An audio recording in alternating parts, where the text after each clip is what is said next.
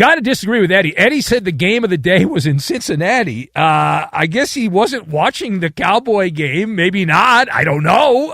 But that was the game of the night. Our lead is from the confluence where the Monongahela and the Allegheny get together there. They form the Ohio River. Pittsburgh, PA. And that is where Chris Collinsworth and Mike Tirico stayed up late in the night. I always love when people that aren't used to living our lives have to stay up late and they freak out. I get a kick out of it. I don't know if you do too, but I worked overnight radio for most of my life, and when people have to stay up late and they talk about the drudgery, oh, you have to stay up late, the nightmare, the horror of horrors, oh my God. But it was a made-for-TV matchup. The weather did not agree with that because there was an hour and 25-minute delay because of lightning. Now, there used to be a point where they played lightning and then people died at football games being hit by lightning. So the attorney said, you probably shouldn't do that anymore, so they don't do that anymore. But I don't know if you stayed up and watched it. I assume you did. You're listening to this show right now. But it was our good mitzvah of the day. The thing that you did not expect to happen happened at the time you did not expect it to happen.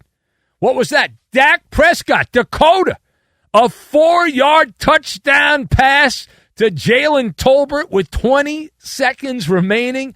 And how about them Cowboys? They slipped past the Yinzers 20-17 on Monday, on early Monday. Well, late Sunday, early Monday, East Coast early Monday. But, hey, the Cowboys have now won 2 consecutive games, and that after Dak Prescott has a 70-yard drive that ends up with that lunging push across the goal line on 4th down.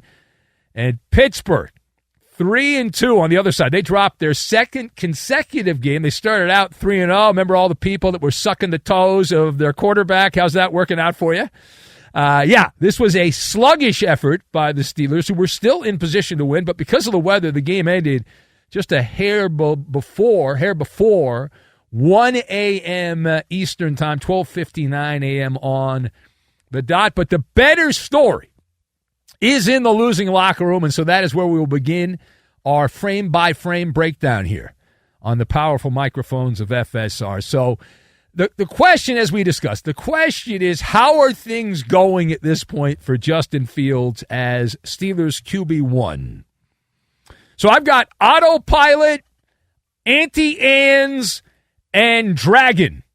And we will combine all of these things together, and we are going to make a migraine headache, which is what Mike Tomlin likely has. This is what's known as a teachable moment. Right? Teachable moment. Justin Fields had the stage all to himself, ready to go. Right? It was all set up, home cooking, tattered Cowboy defense. Dallas played a bunch of rags instead of the name brand guys. The name brand guys were out. The result, thanks to a futile effort by Justin Fields, that was a rags to riches type story for the Cowboys defense there. As Justin Fields, he looked like the same guy we thought he was with the Chicago Bears. He can't blame the coaches now. He can't blame his teammates. He's on a better team, supposedly. He's got better coaching, but that was the same old Justin Fields on autopilot driving down Suck Avenue. That's the guy I remember from Chicago, Justin Fields, right? How bad was he against, again, I can't stress this enough, the B-side of the Dallas defense, bunch of deadbeats in there for the Cowboys, and Justin Fields, 15 of 27, right? 15, which is not good. 131 yards, that's it, on 27 pass attempts. That's less than 5 yards per attempt. Can you say dink and dunk? I think you can. And, 1 touchdown, no interception, did have a fumble.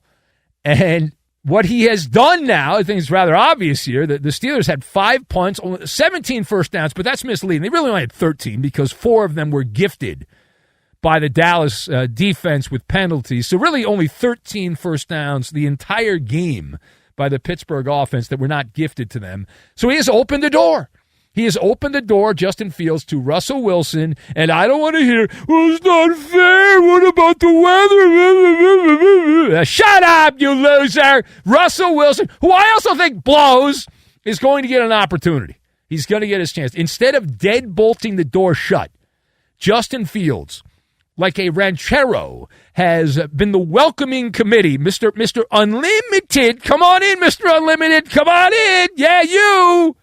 All right, now, another thought here as we unravel the Sunday night game. What the heck went haywire for the Steeler defense? Like, what was that? I mean, we can pile on Justin Fields, and rightfully so. He deserves it. But what was that, right? Pittsburgh, Mike Tomlin betrayed by his defense there for all the stars, players we've heard of who didn't show up here. That was an emasculating performance by the Pittsburgh Steelers, the team that prides themselves on their defense. Any way you slice it, the Cowboys had 219 more yards. 219 more yards. It's an insane amount. And with no professional support for Justin Fields and the offense, the Yinzers were still in position to win the game. They had a 4-point lead. Cowboys had to score a touchdown. They got that little gimmick kicker that hits 70-yard field goals, it seems like. So in this game, you want to have the defense on the field. Am I wrong? You want to have the defense on the field. You want the defense on the field to slow down the offense. You're feeling pretty good about yourself. Cowboys took over, 4:56 to go, fourth quarter, own 30-yard line. They have to go 70 yards. And the Steeler defense was twisted into an Auntie Anne's pretzel by Dakota Prescott, Dak Prescott. Dallas matriculating the ball down the field. 15 plays, 70 yards, 6 first downs. They ate up 4 minutes and 30 seconds on the game clock. And that was a defensive performance that was equal to their crap bag quarterback, Mr. Fields. Yeah, worthy of a terrible towel, because that was absolutely terrible for the black and yellow, black and yellow, black and yellow. All right, last word.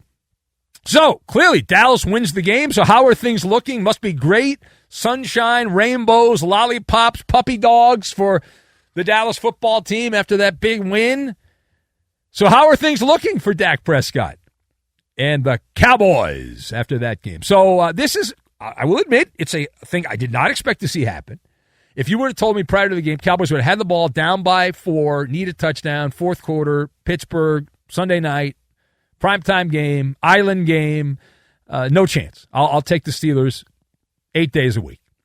And by the way, I had some really bad beats on the TV. I lost 3 games in the final minute of games.